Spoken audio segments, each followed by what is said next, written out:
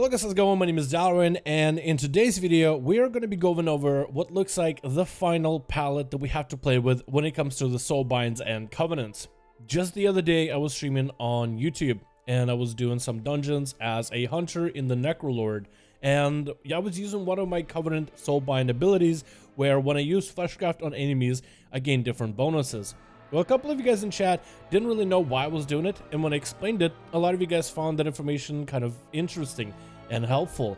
So because of that, I was inspired to make a video going over what each Soulbind for each Covenant does and what each Covenant offers that's going to exclude class-specific abilities. This channel has covered class abilities for Soulbinds so many times. There's plenty of footage on that, but I feel like an updated version of Soulbinds and Covenants and what you get with it, I think is going to be a great video, so I hope you guys enjoy. If you do decide to play with the Kyrian, your main Covenant ability that's not class ability, the signature ability, is to summon a Steward. The Steward provides you with a flask. This flask is going to be a Vial of Serenity, which restores 20% of your HP baseline, removes diseases, poisons, curses, and bleeds, except for a few of those that are mechanics that are inside of raids, but most bleeds inside of dungeons and PvP all should disappear. Especially good for anybody who wants to have a self-heal as well as a dot remover. Imagine a rogue with one of these and with Cloak of Shadows. That'll be a very strong combo. The Steward himself also comes with a couple of different things. You can also have him do a special request, need a favor, sell you items so you can always buy water from him and food. Then there's other things you can do is a special request, which is you could change your talents. So the Steward will give you once and for every 4 hours ability to swap your talents around. The Steward can also tell one of your friends how great they are, and he'll kind of run over and throw fireworks at him. A little bit of this like RP, kind of a bit of fun to it.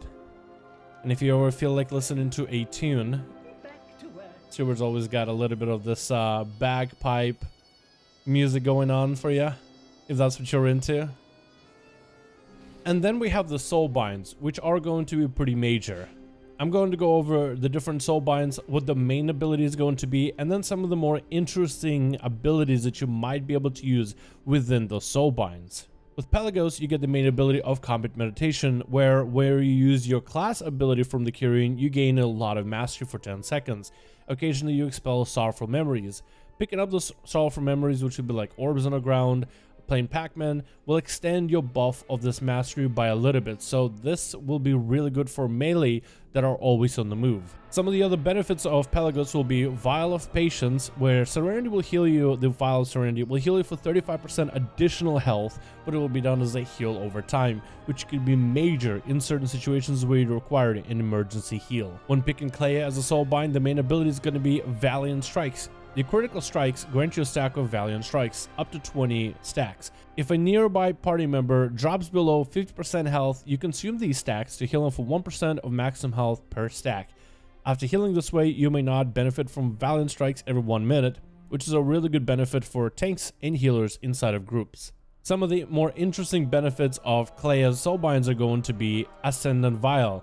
Vial of Serenity renders you immune to curses, disease, poisons, and bleeds effects for 8 seconds, which can give you quite a massive advantage in situations like PvP. But you also have other benefits like Bearer's Pursuit. Your damages, spells, and abilities have a chance to decrease your target's movement speed by 45% for 20 seconds, which can be incredibly good for classes that don't really come with a lot of slows baseline. Things like Pointed Courage, chance to critical strike is increased by 1% for nearby ally, up to 8, which can be fundamentally great inside of raids for a crit-based class. And more heal capabilities with Resonant Accolades. When receiving healing while above 70% health, or healing an ally that's above 70% health, 4% of the healing done is repeated on the target over 5 seconds. You can go with Forgelight Prime Mikanikos Soulbind, whose base ability is Bronze Call to Action.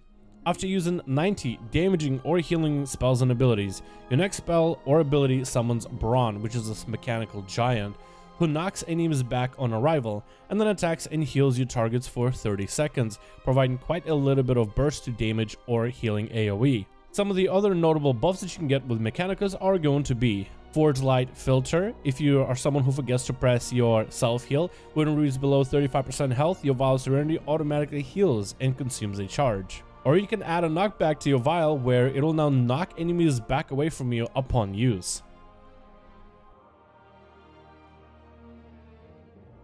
You also can get other powerful bonuses like Sparkling Drift Globe Core. When you reduce below 35% health, you stun nearby enemies for 3 seconds.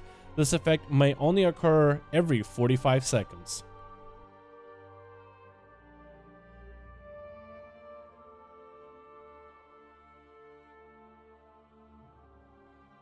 Or Soul Steel Clamps, which I think is going to be really good for PvP. After 5 seconds standing still, incoming stuns and incapacitate durations are reduced by 30%. Lasts for 5 seconds once you start moving. When you pick Necrolords, the signature ability is going to be Fleshcraft. It's a 2-minute cooldown where you form a shield of flesh and bone around you, cast for over 4 seconds, and then give you a shield that absorbs damage equal to 20% of your health. So it's a 2 minutes worth of a 20% shield on a 2-minute cooldown. You can also use this ability around nearby falling enemies, and the more of them around you that you absorb, or the stronger the enemy whose soul you absorb, the shield can grow up to a maximum of 50% maximum health, and this can have different combos with certain Soulbinds. Taking a look at some of the Soulbinds, we'll start with the Plague Deviser, Merileth, with his first signature ability being Volatile Solvent. Using Fleshcraft with nearby corpses consumes their essence completely, granting you a benefit based on creature type. This means playing Merileth, you'll actually want to use the corpse consumption, the Fleshcraft. You'll want to suck as many dead corpses around you, depending on the type of enemy, whether they're humanoid, beast, aberration, undead, mechanical, giant. Any one of those different enemy archetypes gives you a different bonus. Another big benefit you'll find from Merileth is Ultimate Form. While channeling Fleshcraft, you are immune to crowd control, and you regenerate 2% health every 1 second. If you finish the full channel, you gain 4 seconds of crowd control immunity, during which you generate 2% maximum health every 1 second. This of course can be amazing for PvP, but also has some incredibly strong usages within Mythic Pluses and even dungeons. Certain enemy abilities might have like a damage effect and a slow, but since you're immune to the slow, you might even be immune to those damaging abilities. Next Soulbind is going to be Emily, with the main ability being Lead by Example. Using your Covenant ability, the class ability increases your primary stat by 5%, and up to 4 nearby allies' primary stat by 2% for 7.5 seconds. You also gain 2% extra primary stat for each ally that you empower, which gives quite a pretty big bonus for dungeons and raids, and even in some cases PvP, with a simple damage increase. Some of the other interesting benefits of Emily, you may also pick up Sulfuric Emission. When reduced below 20% health, you may fear nearby enemies for 4.5 seconds, only occurs once a minute.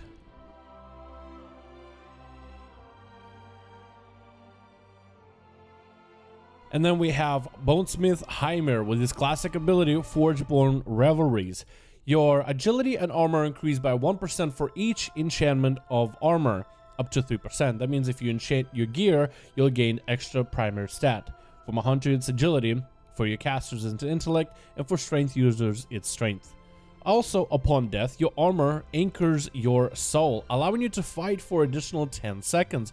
During this time, the damage and healing done is reduced by 50%, and you cannot receive healing. This allows you to have this like a cheat death moment for 10 seconds where you're able to continue fighting for just a little bit longer.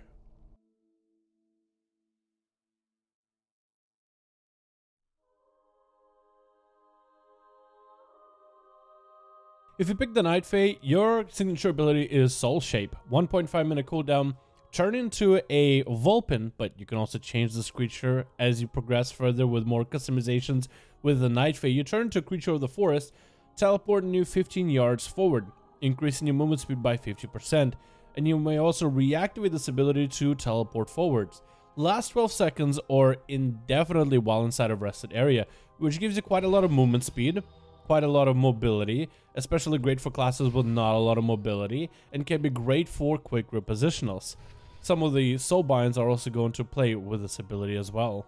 When it comes to the Covenant abilities, the first Soulbind is going to be from Naya, and Naya's signature ability is Grove Invigoration. Healing or dealing damage has a chance to grant you a stack of redirected anima. Redirected anima increases your maximum health by 1% and your mastery by 25 for 30 seconds, and stacks overlap. Your Covenant ability will grant you 16 stacks of this redirected anima. Some of the interesting other benefits of Naya are Naya's tools, herbs. Your healing spells and abilities have a chance to apply Naya's invigoration herbs, increasing target's haste by 5%. Or even something like Naya's tools, poison. Your interrupts apply Naya's paralytic poison to the target, doing quite a bit of nature damage over 30 seconds. Targets with Naya's paralytic poison take an additional damage if you continuously interrupt those enemies. Another soulbind is the Dreamweaver, which comes with the base ability Pod Tender. When you take damage that would kill you, instead rejuvenate inside of a wild seed, regaining 30% of HP over 10 seconds. If the wild seed takes more than 14,800 damage during this time, you die.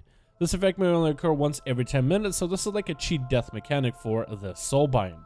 Other benefits of the Dreamweaver are going to be Soothing Voice. When your roots, stuns, and incapacitated effects on an enemy expire or are dispelled, your target's movement speed is reduced by 90%, decaying rapidly over 2 seconds, making it that much easier for you to, let's say, bash an enemy and get away as a druid. Another ability called Field of Blossoms. Using your Covenant class ability, puts flowers at your feet for 20 seconds, increasing your haze by 12% while you stand within them. Another soulbind for the Fae is going to be Kyrian, and the signature ability is Wild Hunt Tactics. Your damage to targets above 75% health and healing targets below 35% health is increased by overall 10%. When your spells and abilities are enhanced this way, you gain extra movement speed for 5 seconds, giving you a little bit more of a punch as a DPS at the start of a target, and also giving you a bit more survivability to get your allies back up to good health when you're trying to emergency heal them in a bad situation. Other benefits of Kyrian in the Soul Tree are going to be Wild Hunt's Charge. While out of combat, your Soul Shape's teleport becomes a charge, stunning your target for 5 seconds, ending your Soul Shape, which I feel like could be really good in PvP. Or something like Hold the Line. After standing still for 5 seconds, you take 15% less physical damage until you move, which could be amazing for tanks. When it comes to the Venthyr, you get an ability Door of Shadows. When through the shadows appearing at a targeted location, so you can kind of just like teleport to an area. And it does have a little bit of a Z-axis thing going on, so if you want to move around out in the world PvP and you want to escape somebody by going to like a high up area, you can use this ability to traverse quite a pretty big margin. The Soulbinds are going to be Nadja the Mistblade with her starting ability Thrill Seeker. While in combat, you gain a stack of Thrill Seeker every 2 seconds or 4 stacks upon killing an enemy. When you reach 40 stacks of Thrill Seeker, it's consumed to grant you Euphoria, increasing your haste by 20% for 10 seconds. Thrill Seeker decays rapidly when you're not in combat. Some of the other more interesting abilities of Nadja is going to be Agent of Chaos. When you use Door of Shadows, it disorients all nearby enemies at the target location for 6 seconds when you appear, adding you a little bit extra of crowd control through a mobility ability. Another interesting ability of hers is going to be Dauntless Duelist. The first enemy you damage in combat is marked as your adversary. You deal 3% more damage to them, and they deal 1.5 less damage to you. You may only have one adversary at a time, which can be pretty interesting when it comes to a raid and just doing 3% more damage to a boss throughout a whole fight. Next soulbind is going to be Theodore the Mad Duke with Soothing Shade as his main ability. Your spells and abilities have a chance to call tuppence and gubbins to your side for 12 seconds. Parasol in hand. Standing in the shaded area grants you a lot of mastery. Some of his other more signature abilities are going to be Wasteland Propriety. Using your class Covenant ability signals the start of a tea time, granting 6% versatility to you and 3% versatility to allies, to 4 nearby allies last 15 seconds. You may only serve tea time every 1 minute. Or if you want more of a refined palette, you can take Refined Palette. The effects of combat potions last 100 to 200% longer. Last soulbind is going to be General Draven with his Covenant signature ability, Service in Stone. Damage taken below 40% health is reduced by 10%. Upon death, you leave a stone husk behind, which shatters after 3 seconds, inflicting 100% of your maximum health in damage split among nearby enemies, and healing you for 100% of nearby maximum health split among nearby allies. Some of his other signature abilities and extra bonuses from Soulbinds are going to be Enduring Gloom. Doorway of Shadows now grants you a shield that absorbs damage equal to 50% of your maximum health, lasts 8 seconds. Or Hold Your Ground. Standing still for at least 4 seconds grants you 10% increased stamina and 4% increased healing done. This effect persists for 6 seconds after you start moving. I hope you guys enjoyed this video. Let me know your thoughts. Which covenant do you think you're going to be going with? It's only going to be a few days before we finally get to play with these covenants in Shadowlands.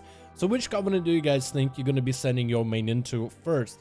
For me, it's going to be Revendreth as my rogue. I mentioned it I feel like a billion times, but I feel like maybe I should mention it with this video.